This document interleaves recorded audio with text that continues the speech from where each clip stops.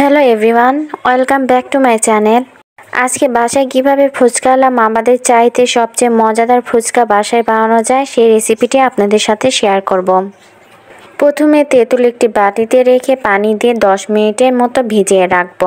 এবার একটি কড়াইতে পর্যাপ্ত পরিমাণে তেল দিয়ে রেডিমেড ফুচকা তেলেতে ভেজে নিব। এই রেডিমেড ফুচকা আপনারা যে কোনো সুপার শপ বা বড় মুদির দোকানে পেয়ে যাবেন। চুলার তাপ মিডিয়ামে রেখে ফুচকাগুলো ভেজে নিব। ফুচকা ভাজা হয়ে গিয়েছে। এখন একটি বাটিতে নিয়ে নিব হাফ কাপ চটপটির ডাল সিদ্ধ। ডালটি আমি আগের দিন ভিজিয়ে সিদ্ধ করে রেখেছিলাম। এর মধ্যে দিয়ে দিব হাফ কাপ ম্যাশ করা সিদ্ধ আলু। আলু আর ডালের মধ্যে দিয়ে দিব পেঁয়াজ কুচি, কাঁচা মরিচ কুচি আর ধনিয়া পাতা কুচি।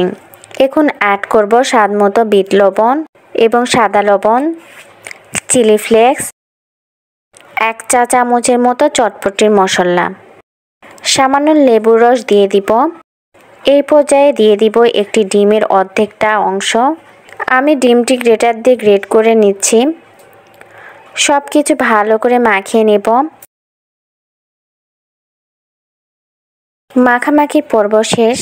এবার যে তেঁতুলের পানি দিয়ে ভিজিয়ে রেখেছিলাম তা হাত দিয়ে কষলিয়ে তেঁতুলের কাঠ বের করে নিব। তেঁতুলের ছোবলাগুলো ফেলে দিব আর তেঁতুলের মধ্যে দিয়ে দিব হাফ চা চামচ চটপটি মশলা, সামান্য চিলি ফ্লেক্স, লবণ আর বিট লবণ। এগুলো আমি স্বাদ মতো দিয়ে দিব। আর দিয়ে দিব 3 চা চামচের মতো চিনি। চিনিটাও আপনারা আপনাদের পছন্দ অনুযায়ী দিবেন। সব কিছু ভালো করে মিশিয়ে নিব। এরপর এই তেঁতুলের কাঠের সঙ্গে দিয়ে দিব লেবুর রস। এটা অপশনাল, আপনারা চাইলে দিবেন, না চাইলে দিবেন না। সামান্য কাঁচা মরিচ কুচি ও ধনিয়া পাতা কুচি দিয়ে সব কিছু মিশিয়ে নেব।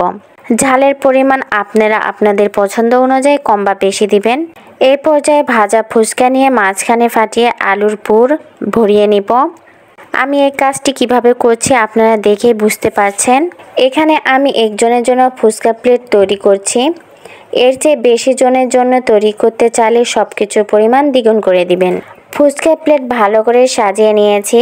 ফুচকার উপর দিয়ে দিব ধনিয়া পাতা কুচি, পেঁয়াজ ও কাঁচা মরিচ কুচি। আর বাকি যে ডিমটি ছিল সেটি গ্রেট করে উপরে দিয়ে দিব। এই তো হয়ে গেল খুব সহজে বাসায় তৈরি স্বাস্থ্যকর ফুচকা।